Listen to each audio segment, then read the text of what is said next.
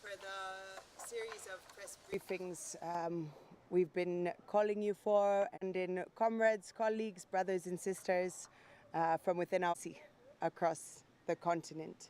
So as much as the Uganda insecurity reasons is why we cannot present them, they cannot speak for themselves at this time. So thank you for being here with us, and I believe we can begin. For immediate release, January 19th, 2026. Denouncing the militarized power grab and electoral coup against the will of the Ugandan people. The Pan-African Solidarity Network, alongside a coalition of regional civil society leaders, issues this definitive declaration regarding the state-sponsored subversion of the January 15th, 2026 general elections in Uganda. I address you today because the light of democracy in Uganda has been forcibly dimmed. What occurred 4 days ago was not an election, it was a premeditated power grab and a military coup against the sovereignty of the Ugandan people. Superintended for the benefit of dictator Yoweri Museveni, who grabbed power by the gun and so despises democracy that he once famously stated that he cannot be removed by a mere piece of paper. On January 15th, he transformed that disdain for the people's will, as spelt out in the Ugandan constitution, into a criminal enterprise by using the ballot as a smokescreen to continue his brutal military occupation and family cabal. The 71.61% algorithm, a manufactured fiction. The announced results are the product of centralized forgery. We present the following evidence of a predetermined outcome. The impossible register. The Electoral Commission, EC, inflated the National Voter Register to 21.6 million voters to match the National Resistant Movement's NRM fabrications, with the ruling party having claimed earlier that it had a membership of 20.1 million. By this claim, the NRM membership register grew by over 100% from the 8 million members that were known in 2021 elections. This kind of growth is not only statistically impossible, but also grossly fraudulent. Independent audits by civil society groups and political parties confirm that the Electoral Commission register is poisoned with duplicates, some people appearing over 50 times to match up with the NRM register fraud. In other cases, biodata of deceased persons, minors, and ghosts, people totally unknown, were identified. The preset target. After shifting his narrative in late 2025 to claim 2.7 million votes were stolen from him, Museveni, in 2021, Museveni deployed an algorithm designed to hit a 70+% threshold. This was a coronation by calculation, not a count. In early 2025, Museveni claimed that Bobi Wine had robbed him of 1 million votes in the 2021 election. At the peak of the campaign in November 2025, he increased his claim to 2.7 million votes. In 2021, Museveni claimed 6,500,000 42,898, while Bobi Wine was given 3,631,437 votes. Was given. Here, Museveni gave himself a margin of 2.4 million votes. In the 2026 elections, Yoweri Museveni claimed 7,946,772 votes against Bobi Wine's 2,741,238 votes. The margin this time around is 5.2 million votes. The difference between the two margins of 2.4 million in 2021 and 5.2 million in 2026 is 2.7 million, the exact figure which Museveni says he was robbed of in the last elections. This can only be possible by a special algorithm of a predetermined result. A chorus of threats. And then you're next.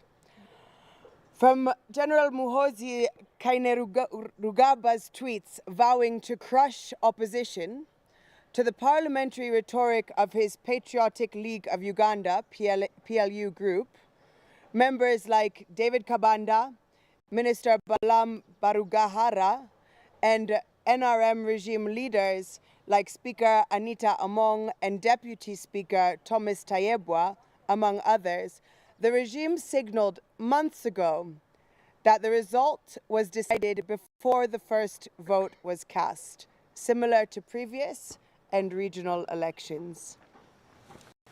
Is this okay here? I'm going to badilishane. Kilam. Cornelius be next. Sorry.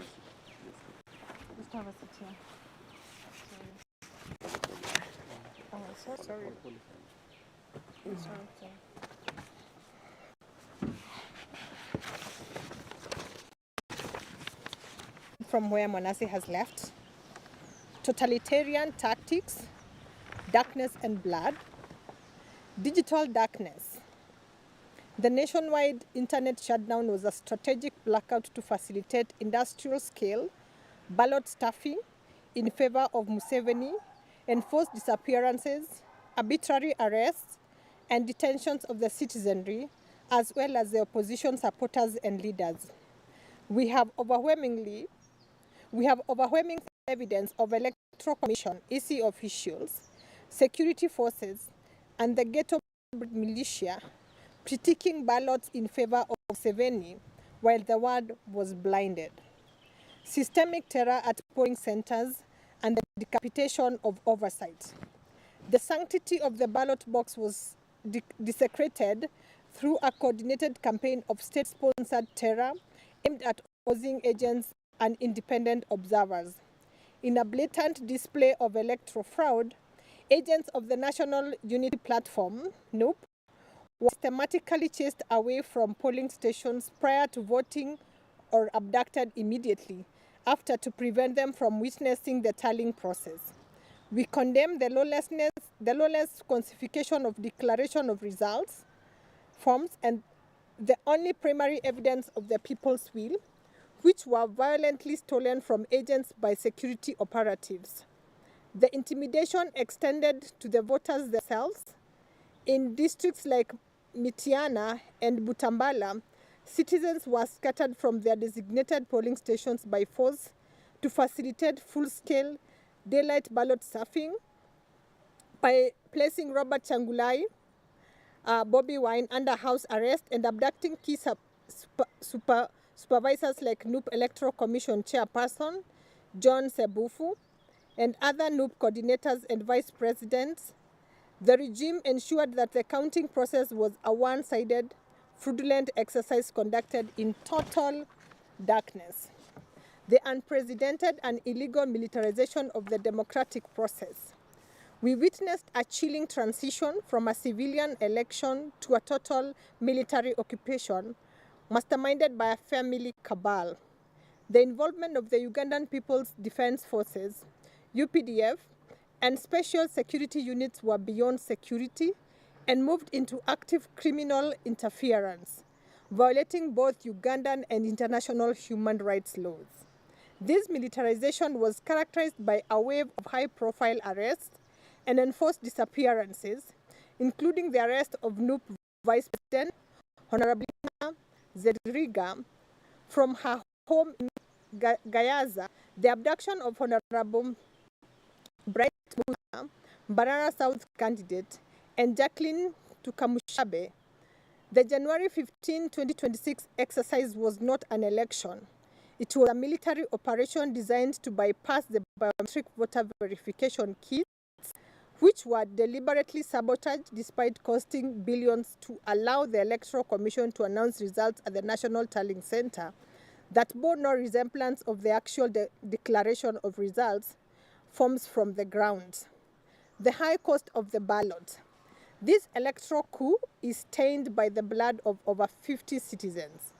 We specifically condemn the January 16 massacre of 10 people murdered during a military raid on the home of NUP Vice President Honorable Mwanga Kivumbi in Butambala, and many others that lost their lives across the country, bringing the total of almost 50 out of this election so far, while over 1,000 Ugandans either illegally incarcerated or missing as a result of enforced disappearances.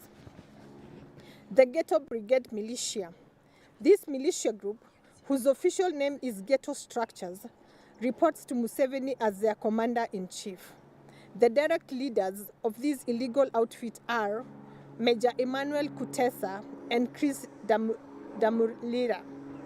On several occasions, they beat up and robbed people who did not support Museveni or who carried Ugandan flags as a symbol of patriotism and resistance against autocratic rule.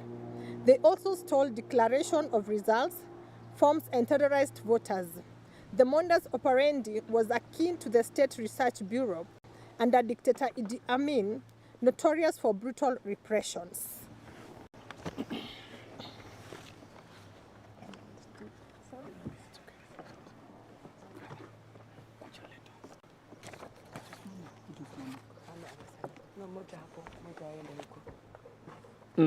Thank you. I'm Cornelius Oduor, the Deputy Executive Director, Kenya Human Rights Commission.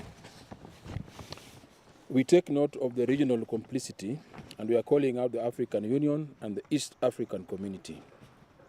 A shameful betrayal of the African Charter on democracy, elections, and governance.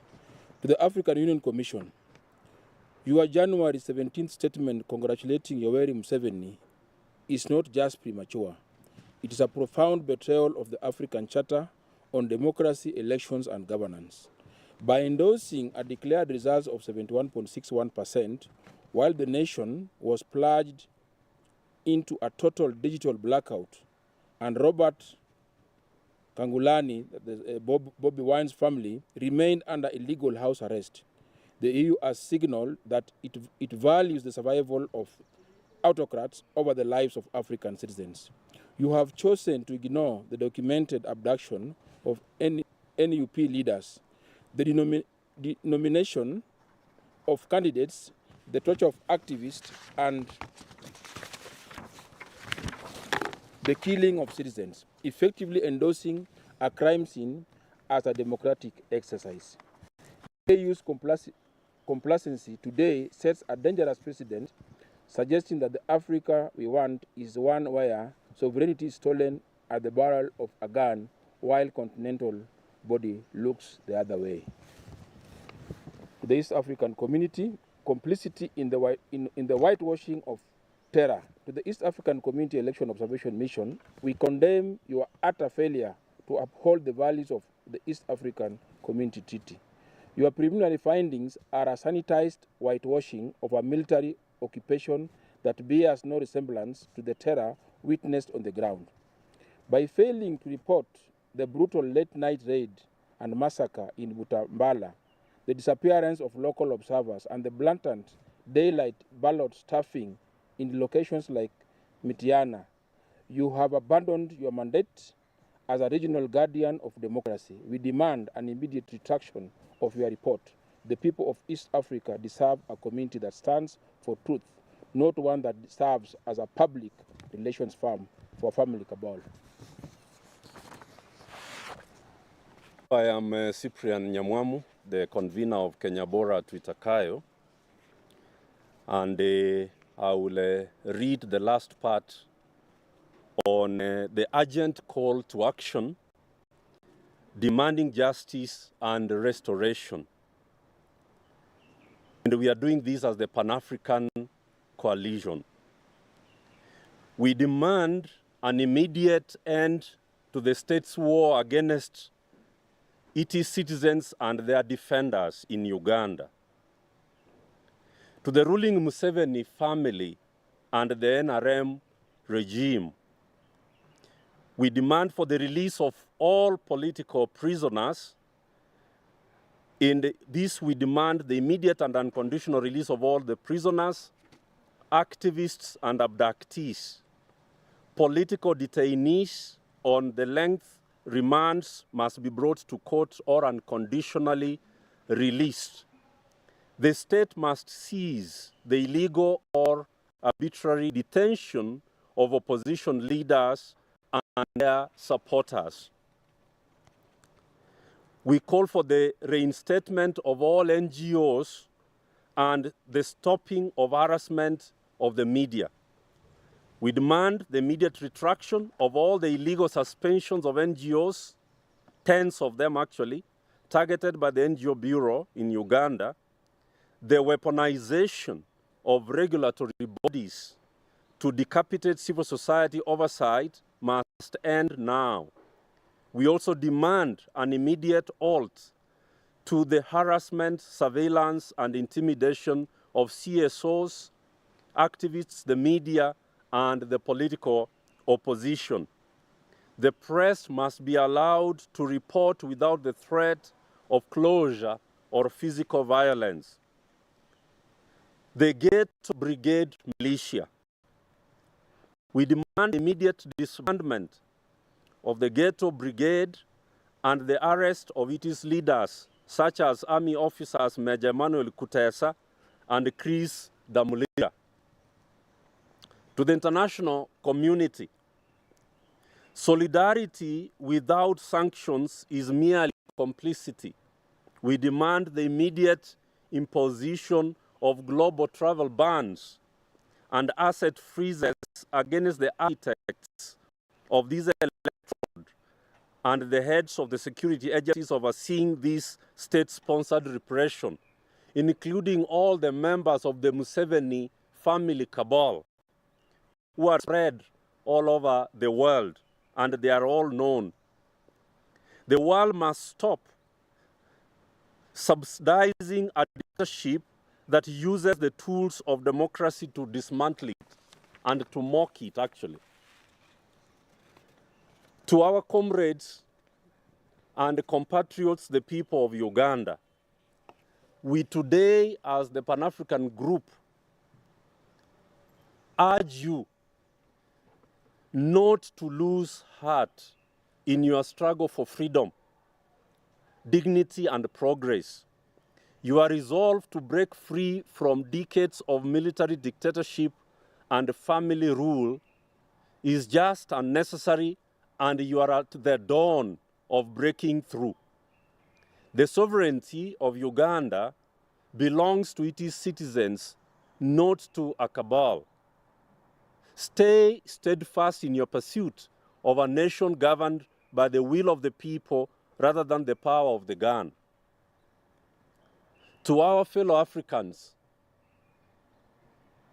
Ugandans, not the Museveni family's military regime, need your urgent support in this dark hour for continental democracy. We call on you to stand with the Ugandan people in their continued push for liberty, dignity, and a system of governance underpinned by the rule of law.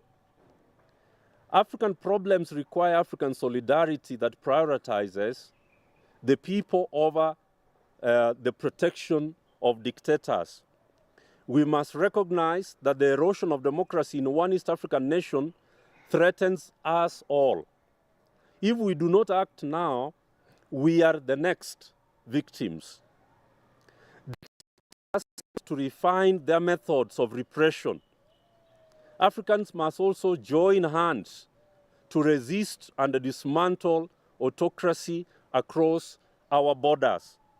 The fight for freedom in Kampala is a fight for the future of our continent, and you know that Tanzania is unfinished business. A few months ago, we were here talking about Tanzania. It is unfinished business, and the solidarity has to continue to strengthen for the sake of liberating all of Africa. In conclusion, the regime, the Museveni family military regime, believes that by blocking the internet, arresting civic actors, and deploying a militarized electoral coup against the citizens of Uganda, they can control the narrative. They are wrong.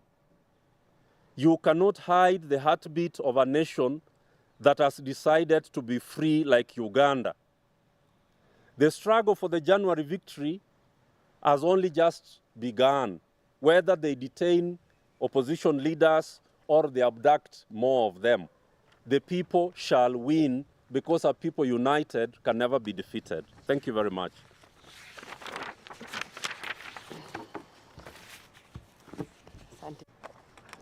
Why don't we take all the questions Yes, and yes. then we can see how to answer. Yeah. We've been working very closely with different people in Uganda, as well as across the world, others who are in diaspora and other places. The only channels of communication that have been open through this period is direct phone calls, some of which have still been blocked, but many of which are also able to go through. And up until now, the internet's still throttled, so you cannot upload videos. It's still really limited in its bandwidth, similar to what happened in Tanzania, which makes it really difficult to send photos and videos, and still communication is not fully restored. To date, WhatsApp, Facebook, and X are still blocked entirely in Uganda, which is really intentional to suppress the sharing of video and photo evidence. Being said, there's a team of people that over the past week have been working on research and verification. So there's been a lot of direct messages, phone calls back and forth to different people on the ground. And that's where all of the information that we've been sharing has come from. So there is also some video evidence that we have put together in a press pack for you. So it's a combination of video, audio, phone calls, and text messages to people who are outside of the country who have been corroborating data over this period. So we're happy to share what we have with you, and we're very, very certain that once communications systems are opened back up again, there will be a lot more to even add. I hope I answered your question. Okay. When it comes to the algorithm, I think we'll give you a copy of this so you can be able to look at the statistics that were used on that. Everybody knew what the outcome of this election, quote unquote election, or coronation process was going to be. Museveni over the past 7 terms has changed the constitution, has done everything to be able to further retain power. And we're concerned with the attempt, we're concerned with the way that his family and close friends have captured every independent body, military, executive, parliament. We can see a significant reduction in numbers of NUP there. So we're concerned to see what it looks like next in terms of how presidential decision making will be made. We know it's not made through the ballot, but still the ballot gives the citizenry too much potential control. So without saying too much, we are really monitoring what will happen going forward in terms of how they choose to transition power. As we know, it's very much intended to be kept within his family. So the algorithm is based off of a narrative. Although he gave himself the winning number of votes even in the last election, his claims changed. First, that Bobi Wine had stolen 1 million votes from him. The year later, it became 2.7 million votes. So if you go through if you do the math as to how his narrative shifted over that period as to the amount of votes that he was claiming was stolen from him directly. That's the exact amount of votes he's given himself for the, I can't say win, for the stolen title in this election. So all of that data numbers is also available there within, but it was, from how we see it, it was premeditated that he had alleged that 2.7 million votes were stolen from him so that he could also get back those votes in this election. I hope that's clear. And the details are on the statement. Yeah, the details are here within. Thank you. Any other questions? The accreditation of observers was actually also handed over to a military branch, which is also a violation of the African Treaty on Democracy. So that's one element. So when Vocal Africa made that request, I think there were two clear outcomes. One, which is the outcome that happened, which they were not approved. They didn't know that the approval was done through a military branch, so they did not make the request through the military, because that is a completely unlawful process of accrediting observers. Two, the only reason that we believe they would have ever been given permission would be to actually lure them into the country, accuse them of a crime, and also have them detained or not following lawful processes. Sorry, that. So, 2021 election, a lot of civil society of Uganda who came together to do a joint observation mission were all shut down, banned, similar to the patterns happening now. Some of them didn't get their licenses back for 2 years. Some are still fighting in court for the ability to operate.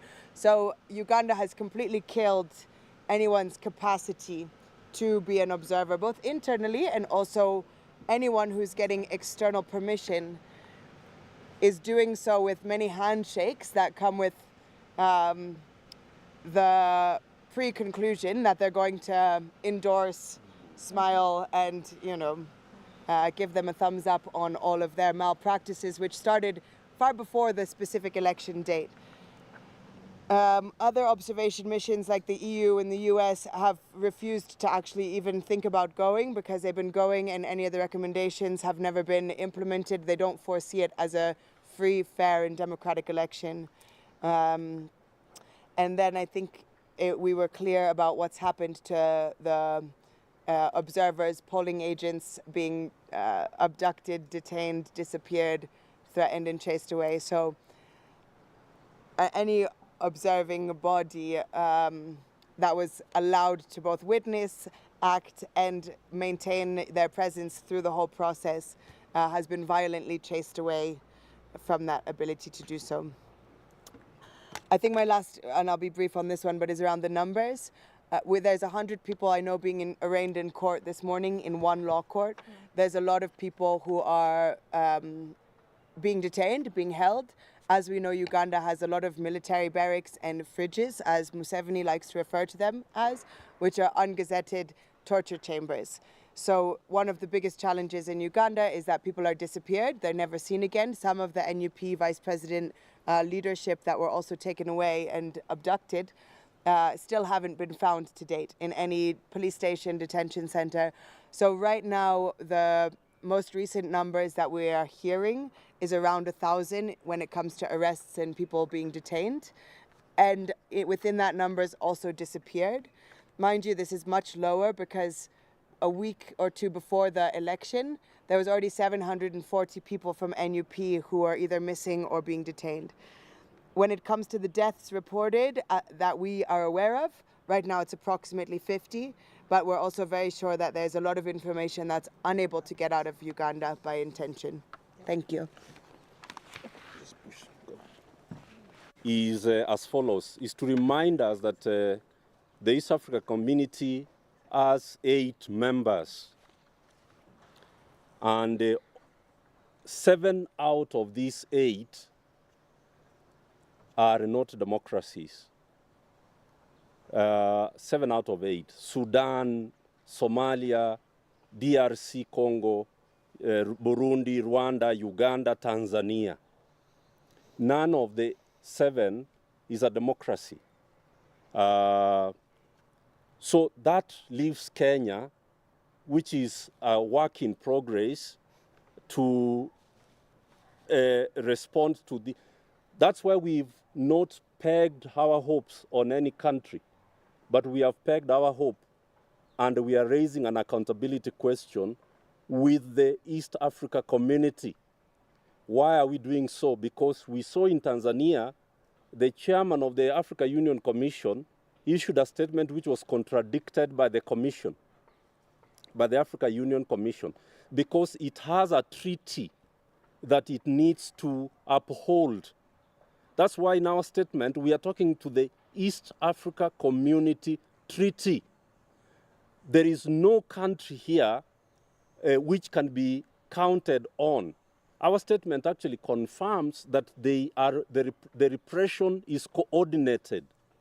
In Tanzania, it is Museveni who rented out his militia to kill Tanzanians.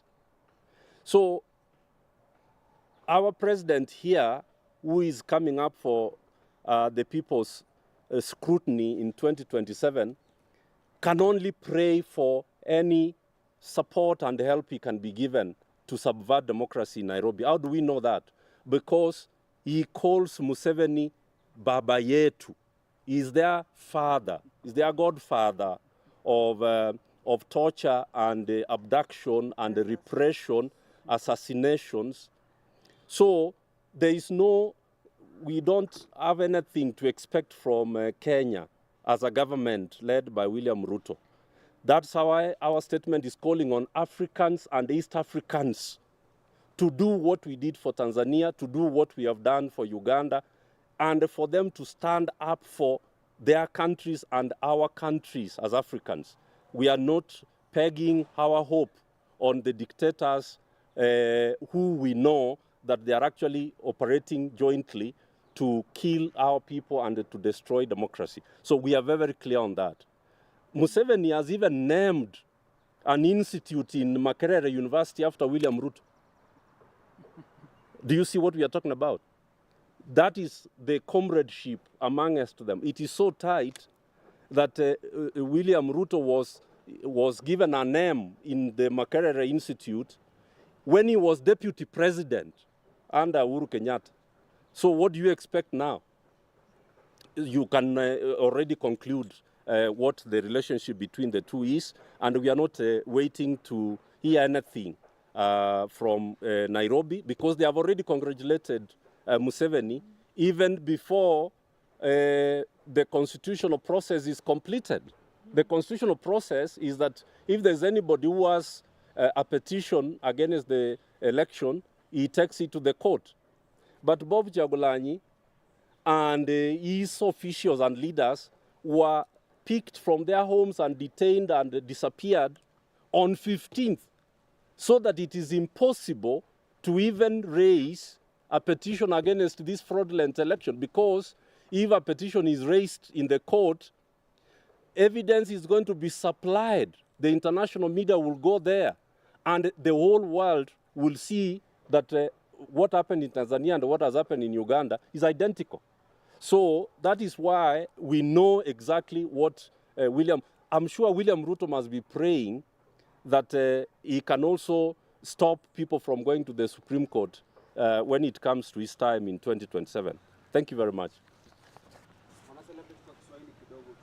Muungano wa Pan-African Solidarity Group tumekutana hapa leo kama mashirika kutoka bara la Afrika linalotetea na kusimamia ukweli na haki. Kuna Waganda wengi ambao wamekuwa wakitupatia habari na wapo katika kuchapisha taarifa hii, lakini kwa sababu ya usalama wao tumewazuia wasikuje mbele ya runinga zenu.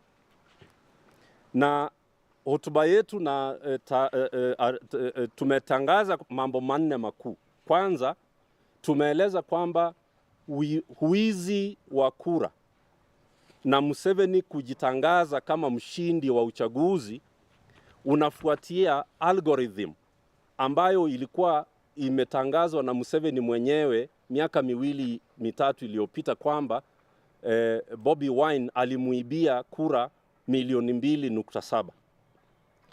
Na sasa unajiuliza, unawezaje kuibiwa na wewe ndio umeteua tume ya uchaguzi wewe mwenyewe? Unaibiwaje na ni wewe ambaye umejitangazia matokeo uchaguzi wowote umefanywa na military na wewe ndio commander in chief? Hilo ndio jambo la kwanza. Na tumeeleza katika taarifa hii vile algorithm ilitumika kupatia Museveni 2.7 million votes katika uchaguzi huu. Hiyo taarifa iko na hizo details. Jambo la pili ni kwamba utumiaji vibaya wa vyombo vya majeshi na usalama ambavyo viko chini ya mwanawe Museveni, General Muhoozi Kainerugaba. Tumeelezea vile utaratibu mzima, mchakato mzima ulifanywa wa kutangaza Museveni kwamba ndiye alishinda, na kule tunajua kwamba uchaguzi huo kulingana na science iliyotangulia ni kwamba Bobi Wine alikuwa mbele kupita 64% katika uchaguzi huo. Jambo la pili ambalo tumelieleza kwa kifupi tu ni kwamba tumeona mbinu ambazo zilitumika pamoja na kufunga kabisa internet ya Uganda na kuwakubalia Ghetto Brigade militia waweze kufanya vituko vyao vya mauaji na utekaji. Tumeona pia kwamba mawakala, yani agents wa uchaguzi wa NUP wote walitatizwa, wakashikwa, wakapigwa na wengine wamepotea, ili wasiwe katika kutazama na kuhakikisha kwamba uchaguzi wenyewe unaendelea vizuri. Na kwa hivyo tumeelezea kwamba jambo la kusema kwamba uchaguzi ulifanyika wa urais katika Uganda ni jambo la kupotosha wananchi na Waafrika wote kwa pamoja. Tumeelezea jambo la tatu kusema kwamba mashirika ya Afrika na mashirika ya Afrika Mashariki yalihusika kabisa kama vibaraka wa kumtangaza na kumpongeza Museveni katika utekaji wake na uizi wake wa kura. Na tumeeleza kwamba Africa Union ilitangaza na kumpongeza Museveni hata kabla ya kuhakikisha kwamba treaty yao ya democracy na elections haijafuatwa. Na sisi tunajua kwamba haikufuatwa katika vipengele vyote 11. Kwa hivyo tumeitisha kwamba Africa Union na East Africa Community watoe statements zote ambazo wametangaza na wafanye uchunguzi unaofaa, ndio wahakikishe kwamba treaty ya East Africa na ile ya Africa Union zimefuatwa kulingana na vile walifanya katika Tanzania. Mwishowe tumetangaza kwamba tunataka demands fulani za kihaki ziweze kufanywa, kwa sababu wananchi wa Uganda hawawezi kuongozwa na mtu mwenye hawakumpa idhini ya kuongoza nchi yao kupitia kura na uchaguzi.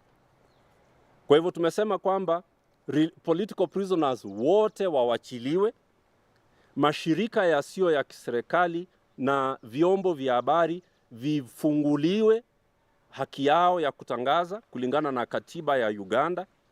Tumesema kwamba ili genge la majambazi linaloitwa Ghetto Brigade militia lichunguzwe na vyombo vya haki vya Afrika, kwa sababu sisi tuko na mahakama Afrika na East Africa ambayo iko na uwezo wa kuhakikisha kwamba haki za wananchi zinaheshimiwa. Tumesema kwamba jumuiya ya kimataifa ichukue hatua, na tumetangaza hatua mbili, kwamba kwanza familia na viongozi wa haya makundi yote yaliyohujumu demokrasia Uganda, hata na familia wana familia wa Museveni ambao walihusika katika, wote wanyimwe visa na account zao kimataifa zifungwe, ndio watu wa Uganda waweze kupata haki yao. Na tumeomba kwamba wananchi wa Uganda wasikufe moyo, kwa sababu wamekuwa katika harakati za kukomboa demokrasia yao, na sasa sio wakati wa kufa moyo, kwa sababu Waafrika wamekuja mbele kuwasaidia ndio tuweze kukomboa na kukamilisha kazi hii. Mwishowe tumeomba Waafrika wote tuungane.